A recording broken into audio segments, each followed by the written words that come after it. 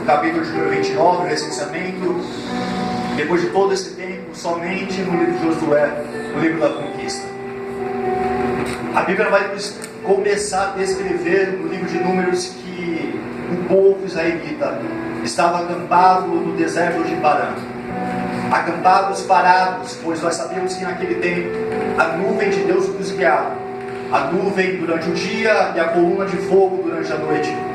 O povo de Deus só ia até onde Deus queria.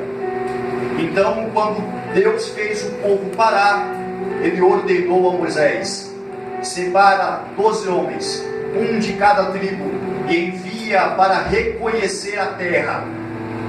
Deus poderia levar todo o povo abaixo da coluna até aquela terra? Poderia, mas existe tempo de ser carregado por Deus, e existem tempos que Deus requer que nós venhamos a tomar uma ação. Deus poderia levar todo aquele povo e agir de uma forma miraculosa e dominar toda aquela terra, mas Deus queria que o seu povo fosse com a sua própria terra. Então o povo parado, e agora quem tinha que ir eram eles. Existe um momento para se tomar ação quando Deus requer. Então a Bíblia vai nos dizer que Moisés separa 12 príncipes de Israel, de cada tribo. Quando chega a vez de Caleb, a Bíblia vai nos apresentar que ele é filho de Jefonés, o quenezeu. A Bíblia nos diz no capítulo número 15, verso de número 19, se eu não me engano, que Jefonés, que os quenezeus não eram o povo israelita. Então Caleb não era de sangue puro. Nós não sabemos se isso trouxe adversidade dos outros israelitas de sangue puro, se eles por acaso podem ter levantado murmuração por não ser alguém nascido e criado e com sangue totalmente puro. Mas a Bíblia nos diz que Caleb era um príncipe. O que eu aprendo com isso? Deus não se importa com a origem de ninguém. Deus não observava, não importava para ele chamar alguém de príncipe, alguém que veio do lado de fora. Talvez muitos se levantariam contra, mas o fato de Deus escolher foi o suficiente para ser chamado como príncipe. Embora houve murmuração, embora pode ter se levantado adversidades levantadas pelos outros, pode ter acontecido, também pode não, a Bíblia não nos cita isso, mas Caleb é príncipe. Da forma que Deus nos chama, é a forma que nós temos a acreditar no que Ele diz sobre nós. Caleb então é chamado de príncipe, 12 homens serão enviados, e a Bíblia nos diz que Moisés então indica para eles subirem pelo Negueb e subir a terra montanhosa de Hebron. O líder indicou o caminho, o que era liderado seguiu o caminho. Líder instrui, liderado segue. O pastor doutor Alderino Nelson Rocha, do Belém do Belenzinho, ele diz que todo pastor é como se fosse um banqueiro, e que nós depositamos o dinheiro no banco, mas quem presta conta do dinheiro colocado no banco é o banqueiro, não é quem depositou o dinheiro. Isso nos faz então seguir, ter confiança para seguir o líder, pois quem prestará conta pelo caminho indicado é o líder. O líder indicou, então nós fazemos. O líder indica e o liderado segue. Esta é a regra com Deus. Eles então têm um caminho instruído e seguirão. Eles passarão pelo Negueb, subirão a terra montanhosa e chegarão ao Hebron. A primeira palavra sobre o Hebron, no capítulo 14, no livro de Números, é que ali existiam descendentes de Enac, ou também chamado como Anaquins, que eram gigantes, homens de grande estatura e de forte habilidade militar. A primeira visão era a dificuldade da conquista do terreno, mas após o texto mencionar a dificuldade do terreno, a Bíblia nos diz que eles colheram um cacho de uva gigante, e também colheram romãs e figos. Perceba, primeiro a adversidade, posteriormente os frutos. Não há como alcançar frutos frutos em Deus aquele que não enfrenta adversidades. Eles não poderiam colher se não enfrentasse o que tinha difícil antes. Você não alcançará os frutos que Deus tem se você não conseguir enfrentar as adversidades que nos separam dessa colheita dos frutos dele. Verdade. Tinham frutos, mas tem adversidade. Eles seguirão, tomarão os frutos. E a Bíblia nos diz que eles passaram 40 dias naquela terra. Retornarão com os frutos, o cacho de uva do vale de Escol, os romãs e os figos. Quando eles retornarão, todo o povo estava reunido. Perceba comigo que todo o povo tinha a expectativa de saber o que eles iriam falar. Entenda isso, que quando estamos em missão com Deus, todas as pessoas têm expectativa por aquilo que sai da nossa boca. Qual o peso das suas palavras? O povo todo sabia que eles foram ordenados por Deus para ir até onde foram. As pessoas do lado de fora sabem a quem nós seguimos e esperam que as palavras que saiam da nossa boca sejam diferentes de quem escutam do lado de fora.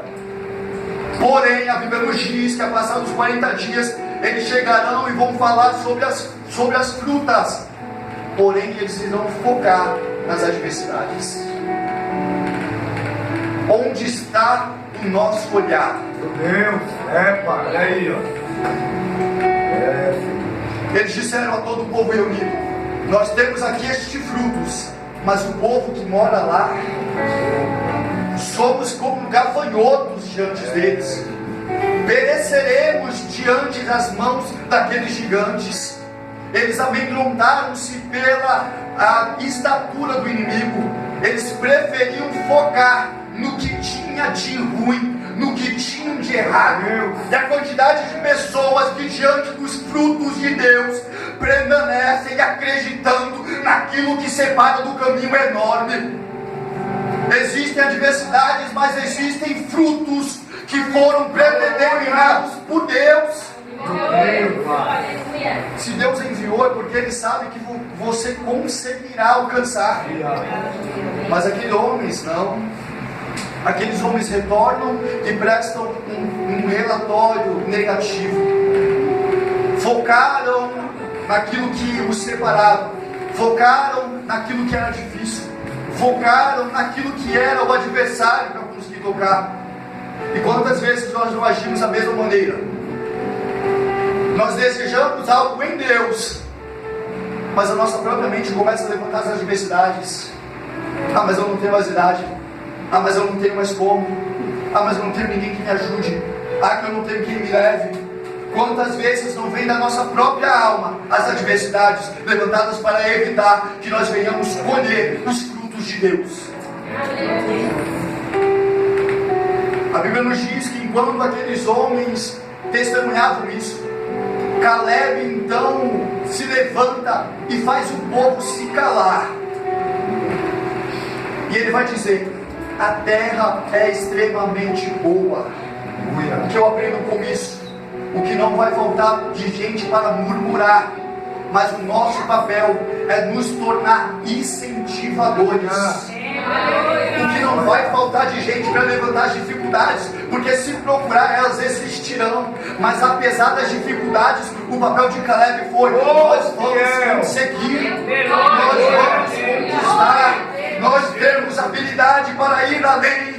E quantas vezes nós não precisamos de um Caleb ao nosso lado, que em meio às adversidades nos fale: você conseguirá, você conquistará, você irá além, você vai passar por essa adversidade. Não dê ouvido aos murmuradores, não dê ouvido às adversidades. O povo gigante nem sequer tinha visto o povo de Israel, mas eles assim já estavam amedrontados. Eles nem foram percebidos, mas no seu interior o medo já estava corroendo. O Caleb então vai tentar incentivar o povo. Ele vai falar que a terra é boa, ele vai falar que eles têm habilidade para conseguir. O nome Caleb, do hebraico, significa corajoso, ou também aquele hábil para conquistar. É de Caleb, é da natureza de Caleb, crer que em Deus conseguirá. Nós sabemos que tudo que vem de Deus não é fácil. Nós sabemos que tudo que vem de Deus, nós enfrentamos lutas. Nós sabemos que tudo que nós esperamos em Deus, existe tempo para conquistar. Mas ainda assim nós sabemos que em Deus nós conquistaremos. Caleb incentiva, então a Bíblia nos diz que os mesmos espias irão retornar a falar que não conseguirão.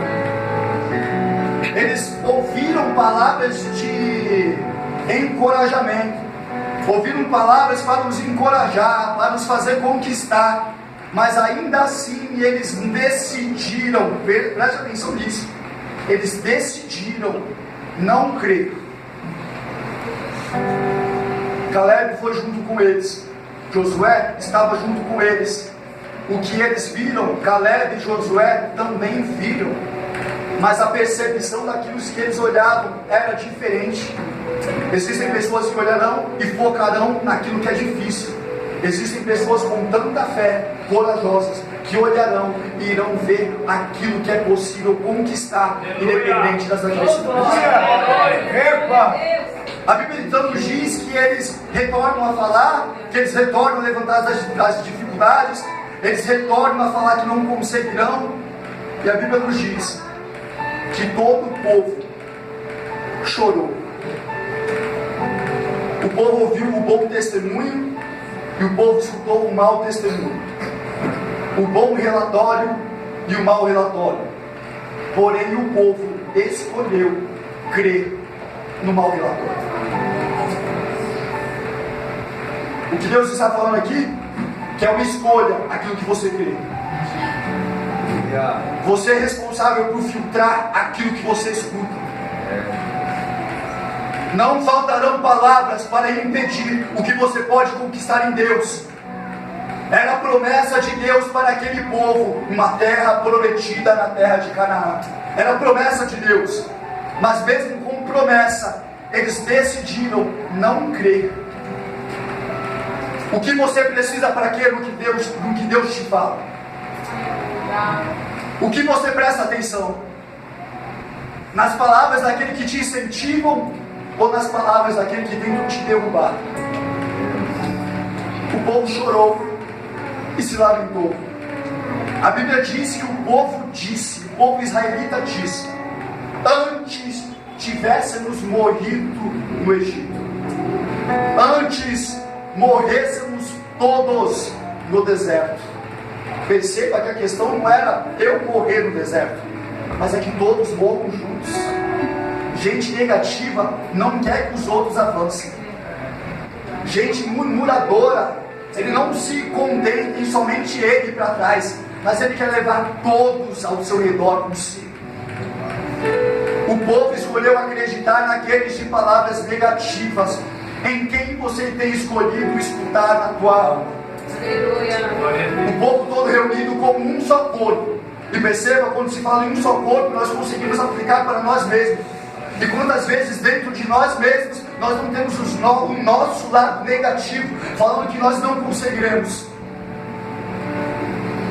Quem nós temos escutado dentro da nossa alma? A quem nós temos dado os ouvidos? Em quem nós temos acreditado?